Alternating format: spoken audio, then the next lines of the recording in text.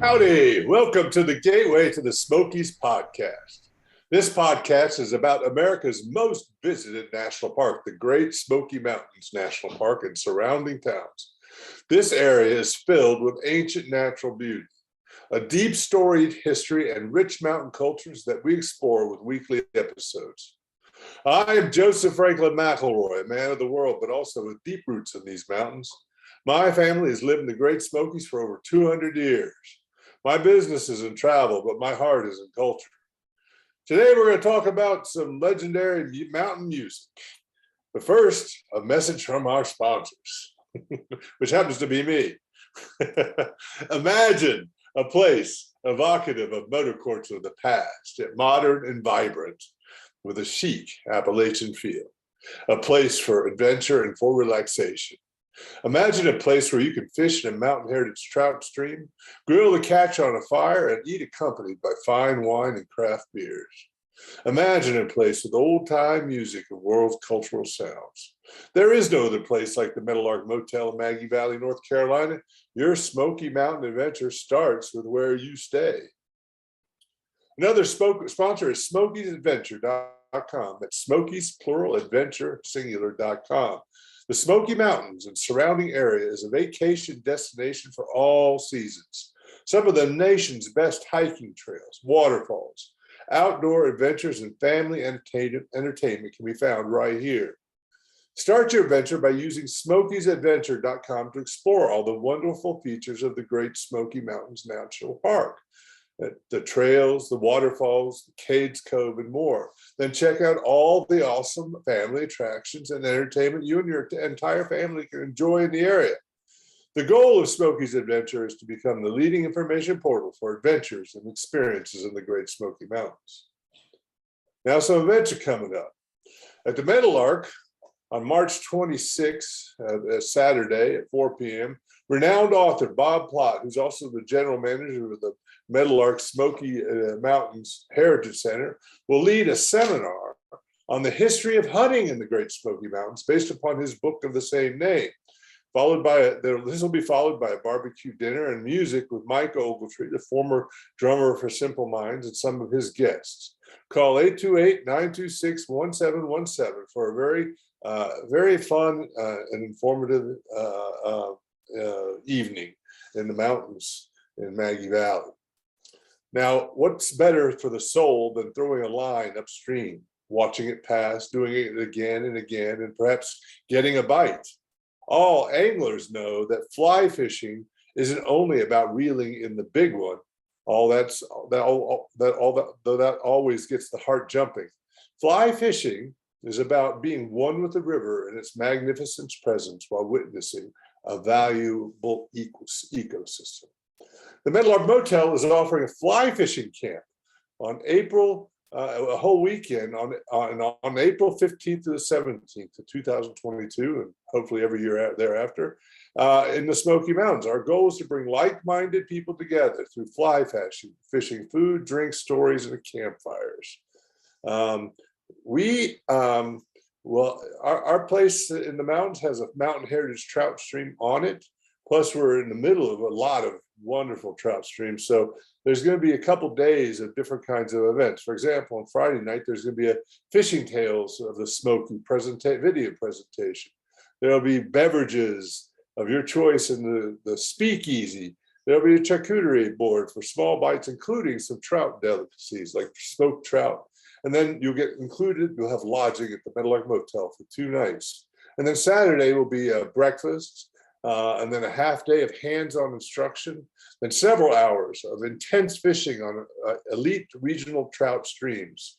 And there's going to be additional fishing right on the property here, the Mountain Heritage Trout Stream we have in the backyard. There'll be a barbecue dinner. There'll be live musical entertainment. There'll be campfires. There'll be a speakeasy, and there'll be lots of fun. Call 828-926-1717 to find out the details. But the whole weekend, including lodging and meals, is $875. So today we have a wonderful guest. His name is Garret Woodward. He is an award-winning journalist, author, events promoter, and musician now living in Waynesville, North Carolina. He's a native of upstate New York. where he was also a college track star. He has been a weekly columnist for Smoky Mountain News since 2012, and he's also a columnist for Smoky Mountain Living magazine, and he has a couple books out that are pretty important reading. So hello, Garret, how are you doing? What's going on, Joseph? Good to see you again. Oh, it's really good to see you. It's your show was a pretty popular one in the rankings when we get all those statistics. So and I enjoy talking to you as well. So I even have a good upstate New York beer I brought. Oh, did you? I got a nice Lake Placid craft beer. I have a Boojum King of the Mountain. Whoops, you can't see it. It's in a mug. I put it in a mug, right? Yeah, I was telling Garret earlier. I was supposed to fly into Maggie on Saturday, but because of that sleet and windstorm, I got canceled, and I had to come in on a AM in the morning. It's like, I had to get up at 4 o'clock or something like that. So I'm feeling the results of not having that sleep I usually get. So I said, I'm gonna have a couple beers. Just I said, if I can't be interactive and witty, I at least be tipsy. We spent all day putting out the newspaper, so I'm also in the same boat, needing a beer after that. So last time we talked about you were born in upstate and then worked all over the country before moving to Western North Carolina and taking the job with Smoky Mountain News. And I recommend everybody go listen to that podcast because it was a really, really great podcast. And you also talked about being a freelancer for Rolling Stones. Are you still working for the Rolling Stones? Yeah, I will be on the road for Rolling Stone, probably starting next month again. I'm actually working on an article for him right now. I'm technically on assignment. So actually, now that I think about it, I on the road with them this weekend. I'm doing a story right now about the state of bluegrass music, about what's going on. There's a lot of big things going on with Billy Strings, obviously selling out arenas as a 4-piece bluegrass band. So there's a big seismic shift in the high and lonesome sound coming mainstream again. And I'm heading down to Florida Thursday to go do some more interviews in the field for Rolling Stone about the state of bluegrass music. Going down to the Swanee Spring Reunion down there in Live Oak. It's a beautiful place in near the Panhandle. Wow, that's fabulous. So that's going to be one article, a series of articles, or? It's one big article. I've been chipping away at it on the side since January. I've interviewed about 20 musicians for it, all people from all over bluegrass and all over the music industry.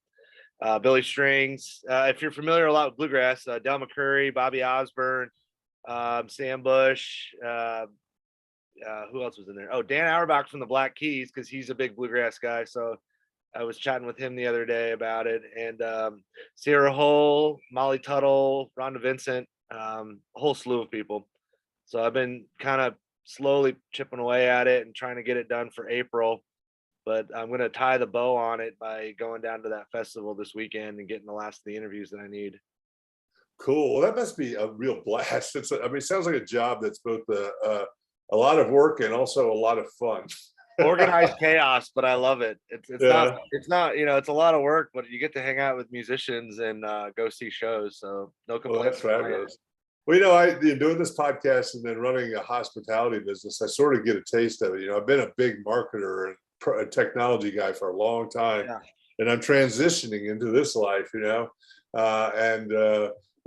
to talk to people and and having conversations and making it into some content, in this case, video content, but also then taking that and trying to apply it to other things in life, like hospitality, and bringing some of that the interesting people here to. I love it. I mean, I would talk to people even if it wasn't my job, I would still do this. It's just I've always, even since I was a little kid, I've always been fascinated with what people do with their lives. I was that little kid that was talking to adults. I grew up in an older family, so my parents my dad was 43 when I was born, and I'm the oldest. And oh wow, how old is your youngest? What? How old's the youngest in your family? 2 years behind me. Okay. So we were always just raised around adults or older people. So I was always fascinated by asking people questions. Actually, one of my first jobs was working in hospitality. My uncle, at the time when I got out of high school was, when I was senior year in high school, he had a motel in Lake Placid. So I worked front desk there every summer I was out of college. So I lived in the motel all summer as front desk and maintenance guy and pool boy. So well, if you ever want to relive those years for a few weeks or a few months, just give us a call. I really think working front desk really kind of honed my skills of how to talk to people, because people from all walks of life would roll into Lake Placid, just like they do in Maggie Valley. And you would meet people. I was renting rooms at 13 years old. You know, it definitely teaches you how to have a conversation for sure. You can't be shy working front desk, especially if you're giving people advice on where to go and what to do. Yeah. So any other big projects or articles planned for this year?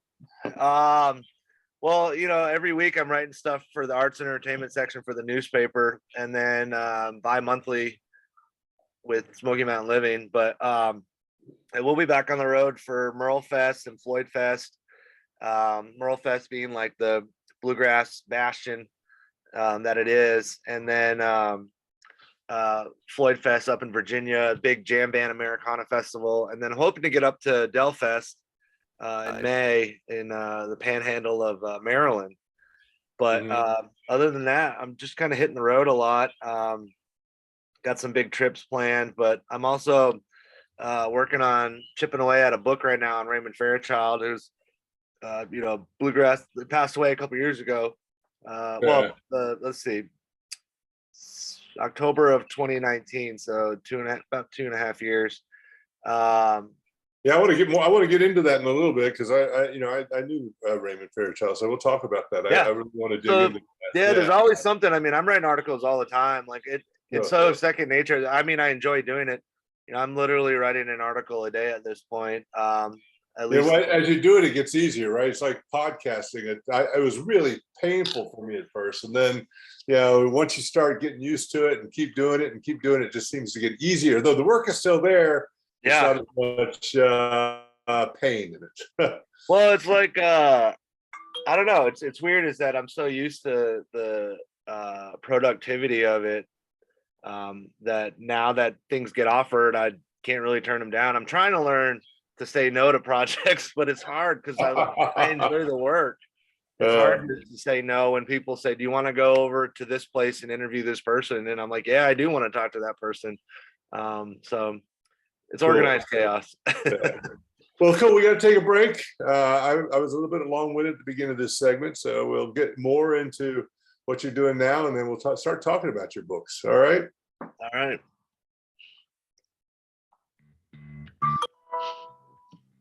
Are you a business owner? Do you want to be a business owner? Do you work with business owners? Hi, I'm Stephen Fry, your small and medium-sized business or SMB guy, and I'm the host of the new show, Always Friday.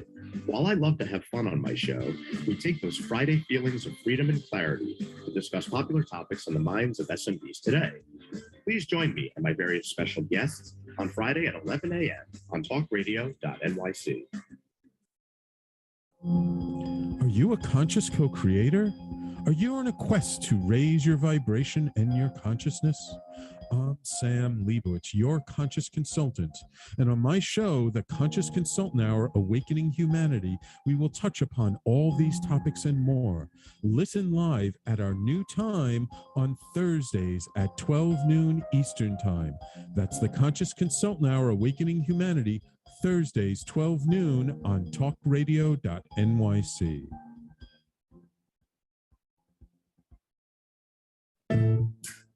Are you on edge? Hey, we live in challenging, edgy times, so let's lean in.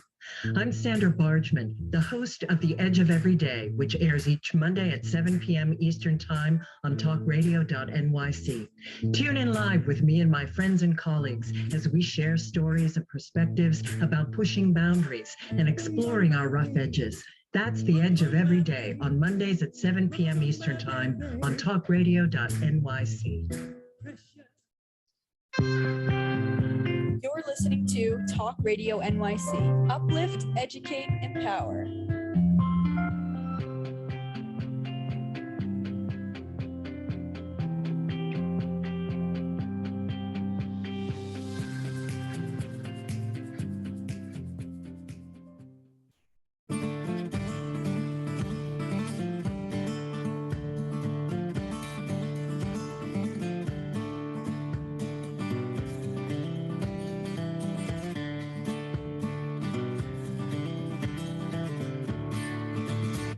Howdy, this is Joseph Franklin McElroy back with the Gateway to the Smokies podcast and my guest, Garret Woodward. So Garret, when you were mentioning that you had an older father, it popped into my head, I am actually 60-year-old now and I have 3-year-old twins. So I was 57 when I had my kid. Now I also have a 30-year-old, but. Yeah, my dad turns 80 tomorrow. So the thing that I was going to tell you is I did research, right? And it turns out the researchers found that the children of older fathers have a longer life. Well, and not only that, knock on wood.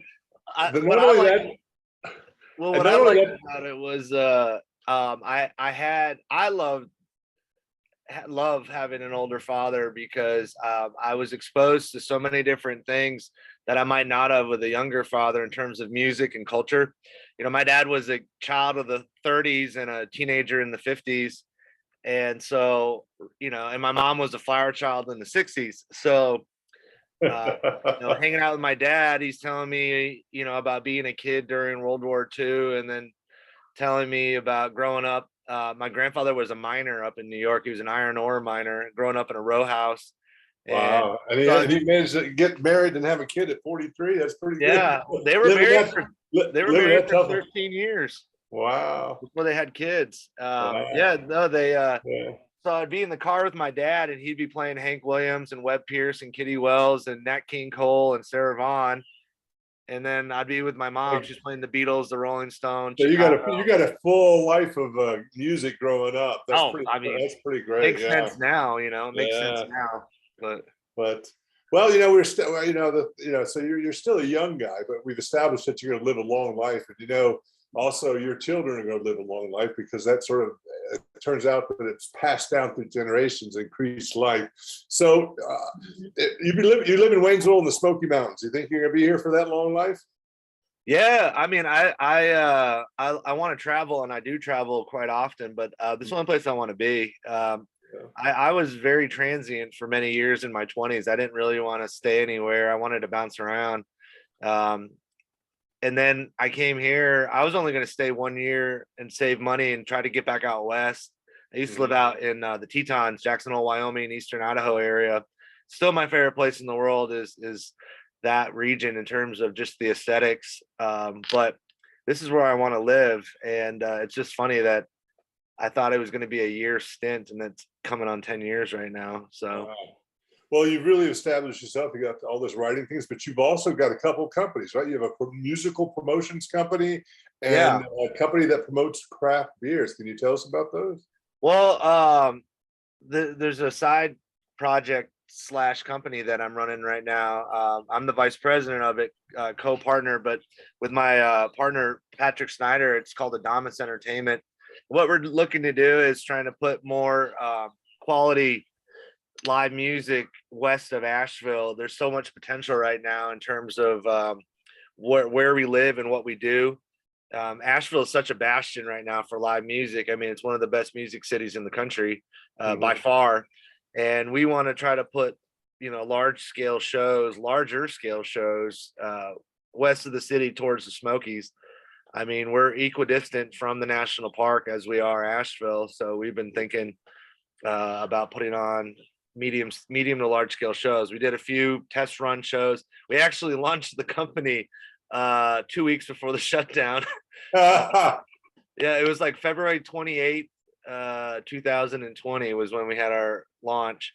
But we did 4 or 5 tester shows last year just to see what the appetite was in the area. And we had some success with that. And now we're partnering up with some larger scale spaces in Haywood County to put on medium level shows in terms of 500 to 1,000 people and with a full scale production side of things. We can do that in the festival grounds of Maggie Valley. Easy enough. Yeah, I miss having the drive-in shows. I mean, I know that we've somewhat returned back to normalcy in terms of indoor venues, but for me personally, I really liked those drive-in shows. Oh yeah. I don't know if you got to catch any of them last year, but it was really cool just to have like a BYOB hanging on your tailgate and watch a band. I mean, instead of being in even before the shutdown, I hated crowded venues is he couldn't move around. It takes forever to get anywhere inside. And but I, so our goal is to bring more prolific acts west of the city towards the mountains. Well, we're trying to be involved in that too. I mean, we can't do 500 or 1,000 people, but we're going to do, the 100 people to 200 people things. I mean, which is awesome. Which is, intimate. And we've done, we've done some stuff with that Darren Nicholson, who I know you just recently worked with on the folk recently, the Bluegrass Boogie. How did that go? Yeah, well, Darren was actually the first friend I ever made in Haywood County. No joke. I had moved here sight unseen. I'd been to Asheville and the Smokies before, but I'd never been to Waynesville, and I took the job. It's a long story with that, but short of it is I ended up driving with everything I owned in my truck from New York. And I rolled into the newspaper on Friday afternoon. It was the Balsam Range Papertown release party, which Darren is a member of. And my publisher handed me a pad of paper, a pen, and a camera and said, go to the Balsam Range release party at the Colonial Theater in Canton. I said, who's Balsam Range? Where's Canton? And rolled in there, and the front door was locked. The side door was locked. I had all my stuff in the back of my truck, and I still hadn't moved into my apartment yet. And there I am, and I walk into the back door, and I hear a mandolin on the stage. I walk in, and there's Darren, and I told him who I was. I was with the newspaper here to interview him. And we started talking. I started interviewing him, and he goes, man, you don't have an accent on you. Where are you from? I said, New York. He goes, how long have you been in Haywood County? I said, about 45 minutes. And it was the truth. I was there interviewing him. I'd literally been in town 45 minutes from New York. Yeah, so that was you also told me you've done a lot of research. And he's still one of my dear friends. This weekend actually is that the boogie went real well. We did that at the Folk Moot Center at the Queen Auditorium there in Hazelwood neighborhood of Waynesville. But this weekend it's Saturday, is the Steve Sutton Memorial Concert at Folk Moot at the Queen Auditorium that Darren's hosting. His best friend was Steve Sutton, who was regarded as one of the best banjo players that ever played in bluegrass music. He was also a really good friend of mine. I knew Steve really well, and he sadly passed away unexpectedly about 5 years ago now. Wow. Yeah, 2017. He passed away unexpectedly, and he was only 61. And so Darren's had this is the third annual Steve Sutton Memorial Concert. The proceeds, a portion of the proceeds go to the International Bluegrass Music Association Scholarship Fund. And then another portion of the proceeds goes to a student at Tuscola High School in Waynesville that's pursuing music as a career. Oh, so wow. It's really cool. So that's this Saturday at the Folk Moot Center.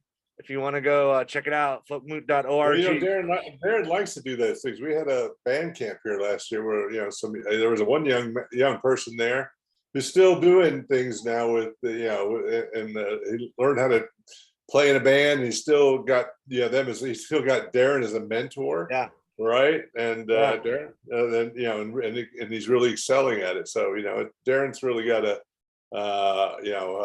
real charitable heart. Well, and that's all of Balsam Range. I mean, all of those guys would do anything for the community. They're all some of the most generous folks I've ever met. Darren, we want to talk about ambassadors of hospitality and culture in Haywood County and Western North Carolina. You don't look much further than Darren Nicholson and the guys in Balsam Range. I mean, anytime, anywhere, if there's a cause, they're always there to play music to raise money for something. I mean, I think since the last time we talked, we had the big concert in Canton for the flood victims in Crusoe and Bethel. I think the final total was somewhere around $40,000 we raised. Wow.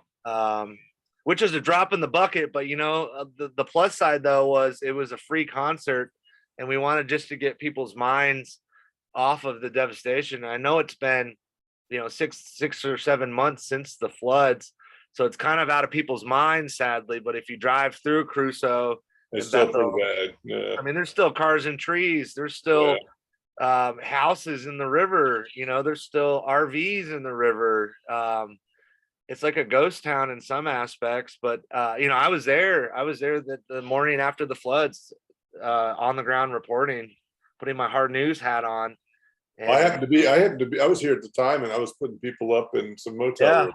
Yeah, it was terrible. But what was so crazy was when we had that show, it was, you know, a month and a half after the floods, but it was in Soros Park in downtown Canton, where during the floods, the exact place the stage was during the floods, there was, you know, 8 feet of water. Oh my God. Above the riverbank. And it was just crazy to be there. And it was the same weekend that Bear Waters Brewing reopened after they got flooded out. So it was a really crazy, joyous occasion. You know, we had I would say, God, 2,000 or 3,000 people showed up, and it was a free show, and we raised that much money, and it was unbelievable. That's Haywood County for you.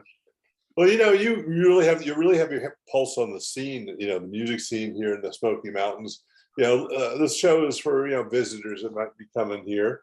What would you say is you know, places to go in the Smoky Mountains where they can really get in touch with that authentic mountain music?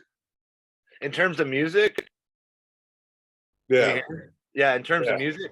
I mean, there's not, what's interesting is there's not necessarily a specific place that is known as a music venue in Western North Carolina. Most of it is breweries, restaurants, cafes, small venues that have regular music. And you can't really, especially with the breweries, that's really brought the live music scene up a couple notches.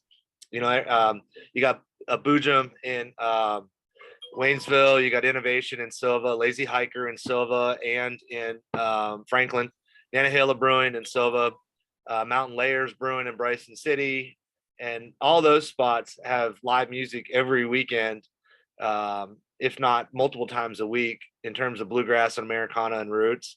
Right. Which that's a good, you know, that's a good kind of representation of where we're at. Ever since the Maggie Valley Opry House closed, that kind of lost a lot when Raymond passed away, but I've been told through the grapevine that it's going to reopen. I don't know when, but I have had people reach out and say that they were interested in kind of kickstarting it. Another one is Elevated Mountain Distilling, right in the heart of Maggie Valley. Yeah. They have weekly music. Dave Angel does such a great job bringing local bands in there.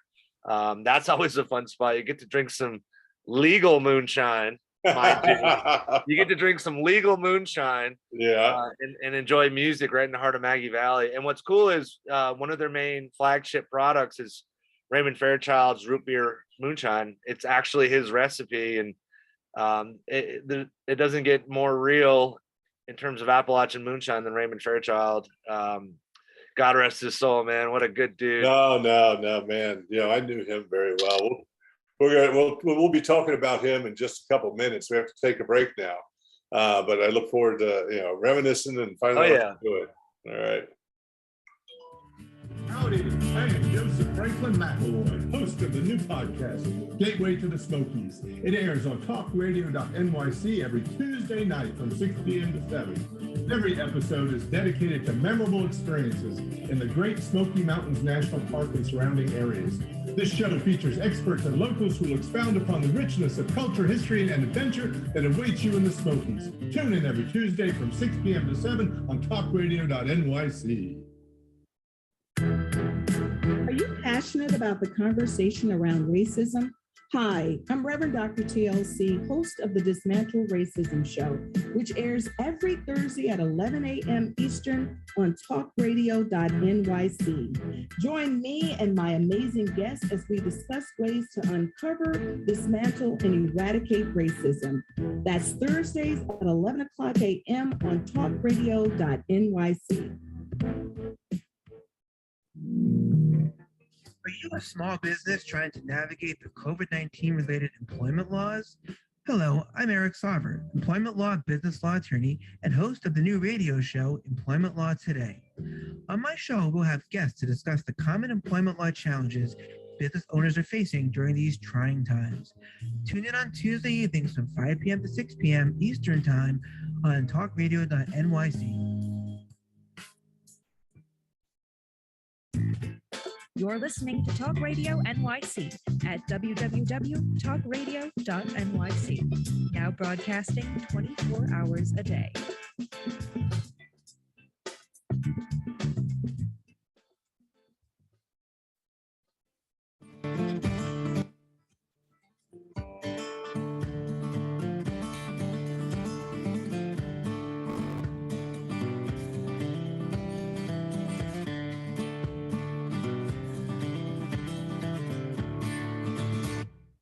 Howdy, this is Joseph Franklin McElroy back with Gateway to the Smokies podcast and my guest, Garret Woodward.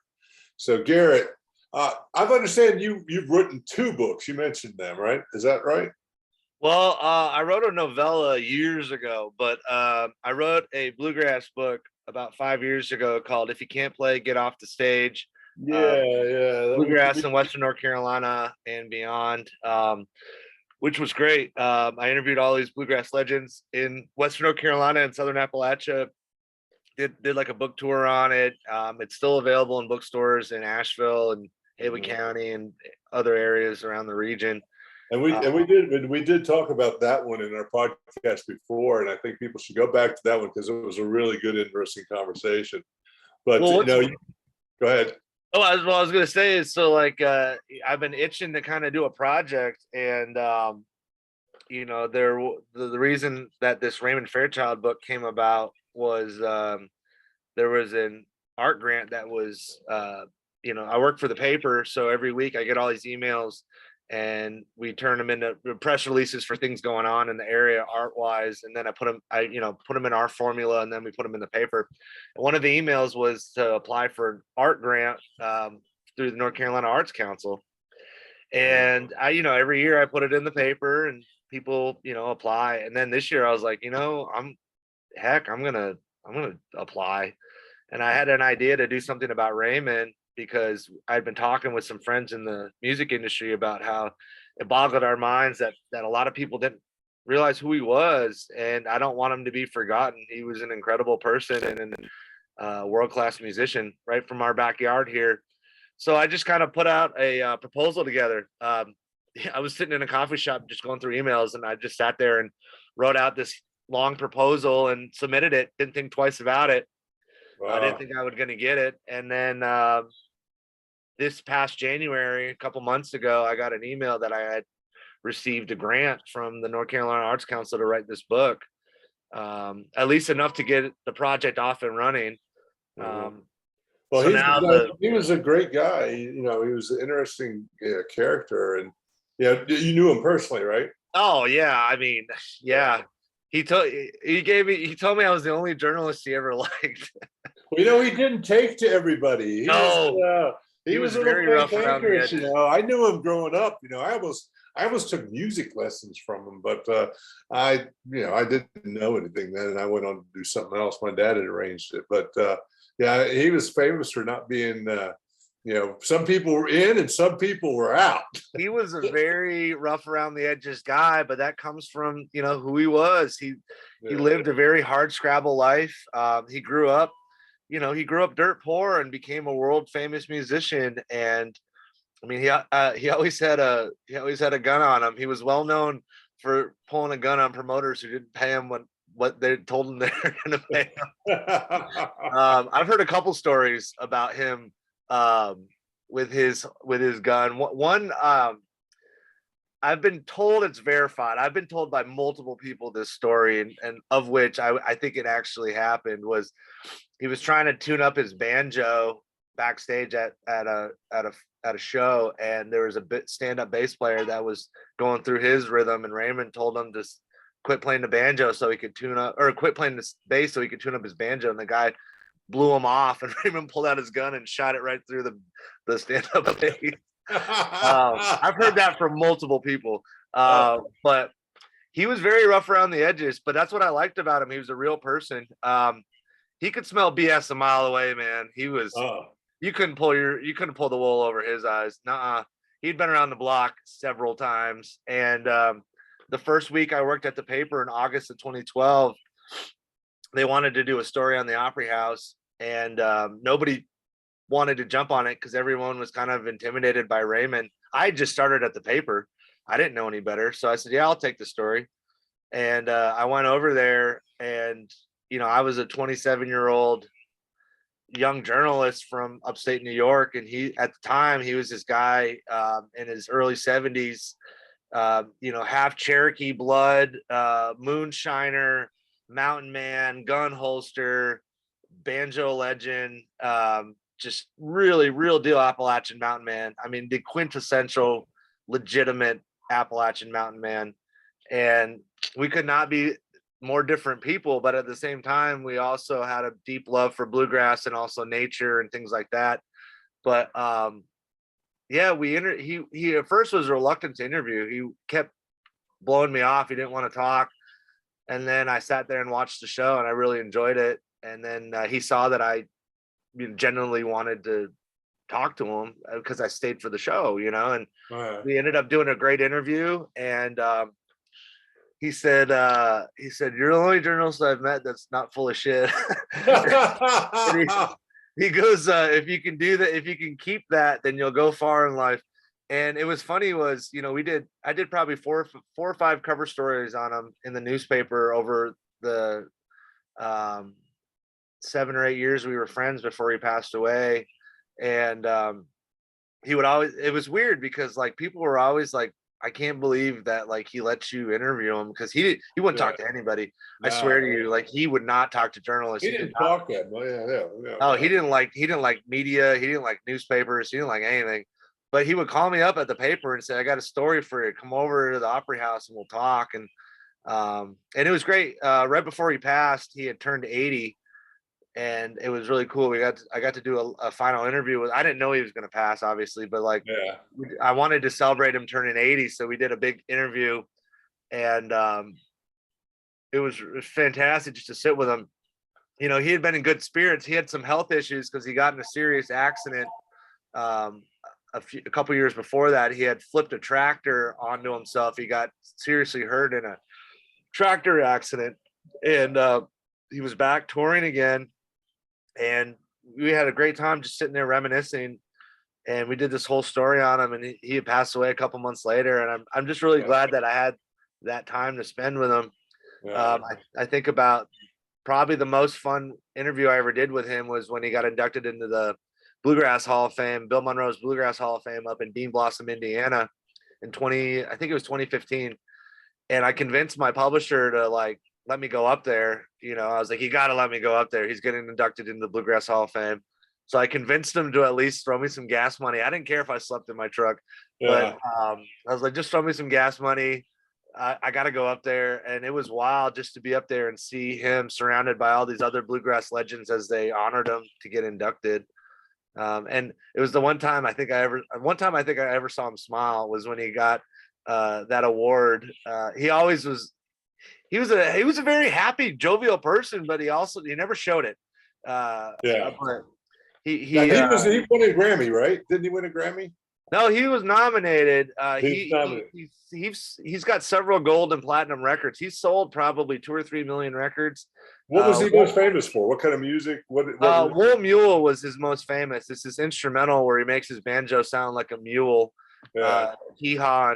But he many of his songs are considered standards in bluegrass now, especially Wool Mule. That was a 2 million record seller back in the day. And then he was on the Grand Ole Opry numerous times. He was friends with Johnny Cash. He was friends with Jimmy Martin, Bill Monroe. He had so many random friends. I mean, Bobby Brown. Like I've seen photos with him with all these random people that you keep posting, and I was just like, I didn't realize he knew all these people. Merle Haggard, he was close with Merle Haggard, and but it was just funny. Was you think about, you know, like how he literally grew up in nothing, and how it just became this worldwide sensation. You watch those videos, like look up Raymond Fairchild, Wool Mule, of him at the Opry. My goodness, you know, fingers like lightning. I swear to you, it was unbelievable. I got to see him several times growing up. You know, my dad was a, you know, mayor and, you know, heavily involved in Maggie Valley, Grand Ole Opry. You know, he knew, so they had a lot of workings on, and Yeah. we got a few jars of Raymond's moonshine over the years. The old cough syrup. Did you ever get to taste any of his moonshine? I think I still have some. Wait, hold on a second here. Wait.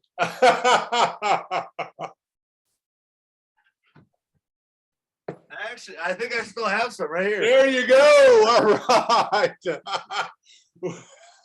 There you go. We got a redheaded with a penalty here. Oh. It was really funny. Was I forgot that it was still in there. Yeah. What's great is, the real stuff is crazily enough, the real deal, like quality made moonshine actually goes down pretty smooth. And his stuff, I mean, you can get in trouble with that. But he always denied that he was still making it, but I highly doubt that he wasn't. He was too good at what he did. But he was such a sweet man, which is weird because some people might not agree with me, but that's their loss because they didn't get to know him. But he was he always had just amazing stories to tell about, running moonshine in the middle of the night, hauling barrels through the woods over the mountain ridges. And those stories are priceless, man. My grandmother was involved. It's just wild when you think about it. Just one step ahead of the law, and he and Popcorn Sutton were real close, and it's just wild when you think about that. Really wasn't that long ago, maybe one or two generations behind us. That was, to be honest with you, even though there's a lot of legal moonshine, I know as a journalist around these parts, there's definitely a lot of moonshiners that are. Oh, there's still a lot of out there. I mean, it's only 100 years that everybody's got a relative, a grandfather, and then there was the ones that kept on with it. And if they say they don't, they're lying. Exactly. Yeah. So it was important. Actually, it was an important source of income in the mountains and Appalachian culture for a long time. It was a source of problems. It was a source of crime, a source of alcoholism and sickness and things like that. But it was also incredibly important in being an important cash crop in the mountains. And it started NASCAR. Yeah. So do you have a working title for the book? It's going to be called Lord, I'm Coming Home, the legend and lore of Raymond Fairchild, musician, moonshiner, mountain man, something to that effect. Well, I want to we have a bookstore here, so I want to carry it when you get it out. All right. Definitely. And I want to host you for a book, presentation signing, because I think that'll be great. Here in Maggie. I'd love to. I really love what you and Bob are doing out there. It's so cool. I have really high hopes, especially with things opening up again, about y'all having some great events out there. You already have had some phenomenal events, but I can't even imagine how much bigger it's going to get. Yeah, I say we're on a 3-year plan. The first year is just to get the name out. Second year, we start getting a little bit of audience. The third year, we'll start getting a decent audience. So, we're going to take a break now and come back and finish up with just some, odds and ends and shout outs. All right. Hey everybody, it's Tommy D, the nonprofit sector connector, coming at you from my attic. Each week here on talkradio.nyc, I host a program, Philanthropy in Focus. Nonprofits impact us each and every day, and it's my focus to help them amplify their message and tell their story. Listen each week at 10 a.m. Eastern Standard Time until 11 a.m. Eastern Standard Time, right here on talkradio.nyc. In a post-COVID world, you may have many unanswered questions regarding your health.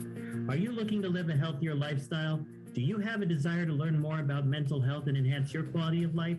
Or do you just want to participate in self-understanding and awareness? I'm Frank R. Harrison, host of Frank About Health, and each Thursday, I will tackle these questions and work to enlighten you. Tune in every Thursday at 5 p.m. on talkradio.nyc, and I will be frank about health to advocate for all of us.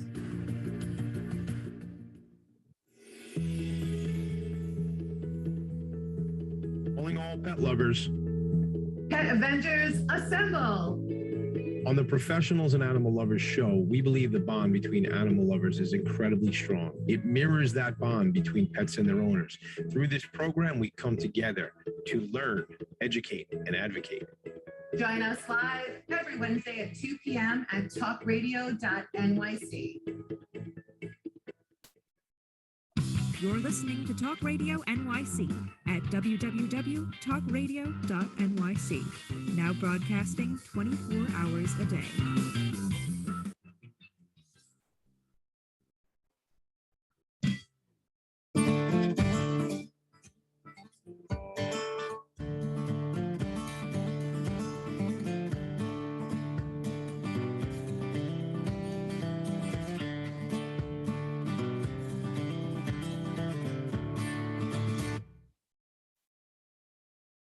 Howdy, this is Joseph Franklin McElroy back with the Gateway to the Smokies podcast with my guest, Garret Woodward. Garret, I'm starting to feel the drinks now. You know, if you've made it all the way to the end of this, listen to this podcast, you're going to now hear us start being silly, I think. But yeah, well, it's that Boojum beer. It's good stuff. It's good stuff, man. Why do you think I live 2 blocks from the brewery? And you know, they have good food there, by the way. Yeah. They have really great food there. So I like Boojum. I like Bearwater and Maggie Valley too, but I love Boojum. Yeah.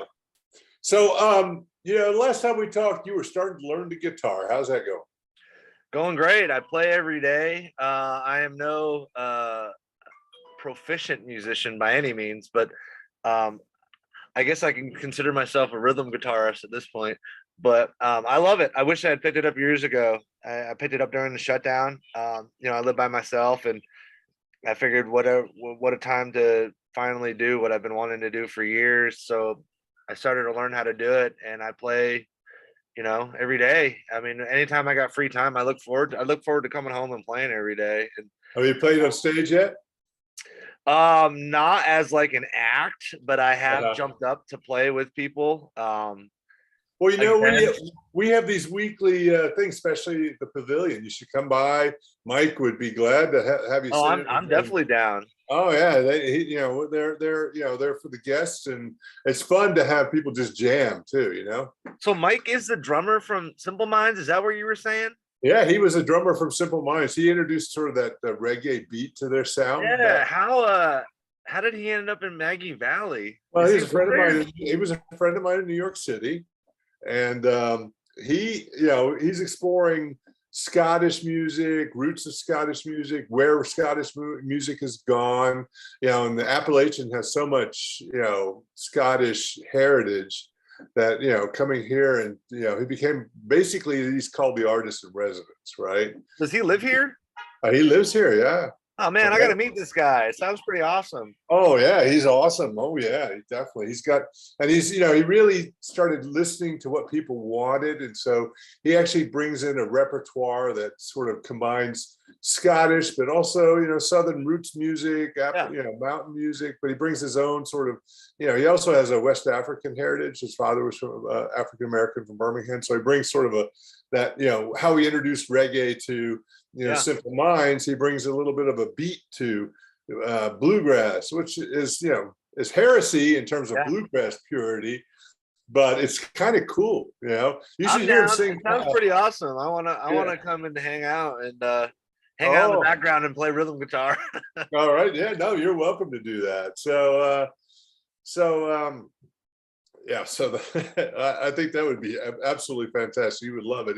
It's meant to be a place. We're actually, I'm promoting myself, but the music here it's meant to be sort of a musician's place, right? Where musicians come to, jam and talk about music, and guests just get the benefit of having that experience, right?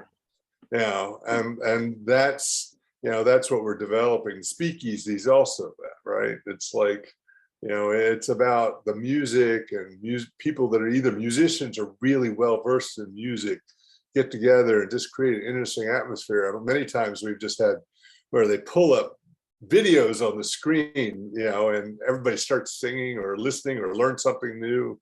It's kind of cool, right? Yeah, I'm down. I definitely want to.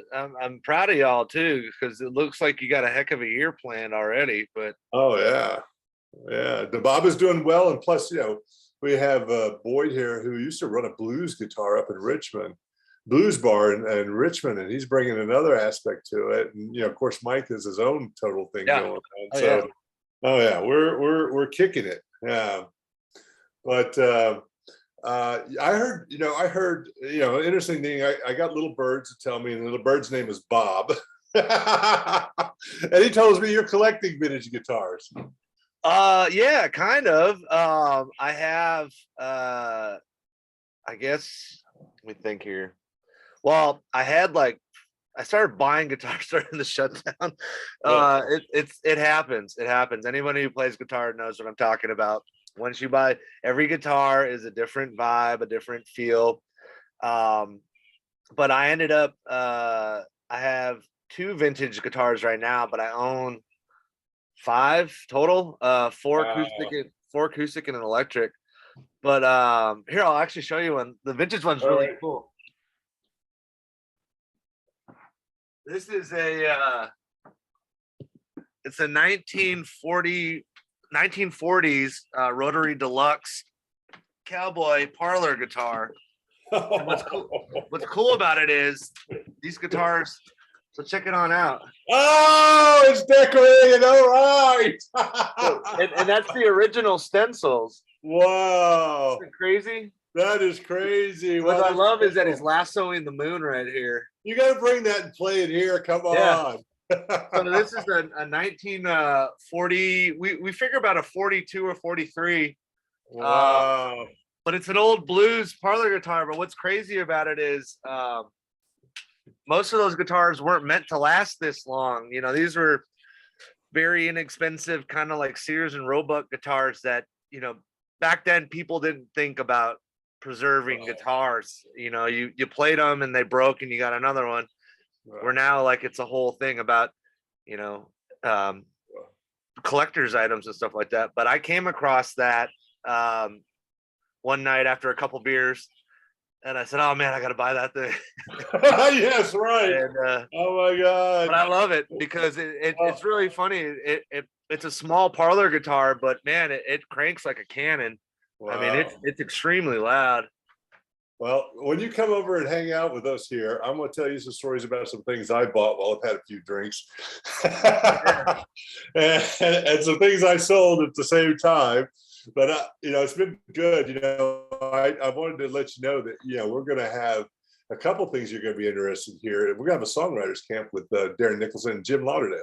Oh man, Jim Lauderdale. On August, so you got to cover. You at least got to cover it if you can't do anything else. Well, I told Bob that I would definitely do that. I would definitely cover it because Jim Lauderdale. I mean, Darren's a world-class musician, but like Jim Lauderdale is a world-class songwriter. Yeah, he's one of my favorites. I mean, and Charles Humphrey III will be in that too. Oh, then you got a Grammy Award-winning. You have a Grammy Award-winning. Charles is a good friend of mine too. I actually just saw him recently.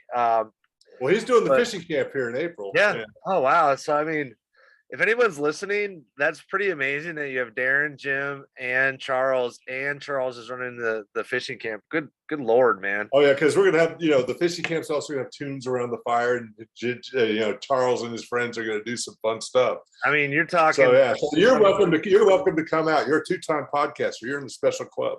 All right. All right. So what website, social media you want to shout out? Let everybody know who you are. SmokyMountainNews.com, SMOKY, mountainnews.com. All of our articles, whether it's arts, outdoors, travel stuff that we do, it's all free to read. It's good to go. SmokyMountainNews.com. And then on Instagram, I'm Garret K. Woodward, Garret, letter K, Woodward. Other than that, go to the Meadowlark. I mean, I hope your listeners realize how cool that is, that you have Jim Lauderdale, Charles, and Darren there. That's a pretty big deal. You got Grammy Award winners and IBMA legends hanging out in a very intimate setting. So that's the point. It's a musician's place, as well as other particular things. We got plot dogs. So anyway, and Bob is a walking encyclopedia. I know he's a walking encyclopedia. Well, I want to thank you for coming. This is the Gateway to the Smokies podcast. You can find out more about us on facebook.com/Gateway to the Smokies podcast. We're also on the talkradio.nyc network. which has a lot of podcasts that are really interesting, ranging from help for small business to self-help to travel to New York to many issues, spirituality, things like that. And they're all live podcasts. Most podcasts are recorded. These are all it's like the best of podcasting and live radio. So, and I really enjoy it. So I hope you will check us out. I also run a marketing podcast called Wise Content Creates Wealth. I have a big marketing background, especially in SEO and content marketing. That's on Fridays from noon to 1, and then this one is always on Tuesday from 6 to 7. I've been happy to be here. Thank you again, Garrett, and look forward to coming back. All right, talk to you later. Talk to you later. Bye. Have a good one. You too.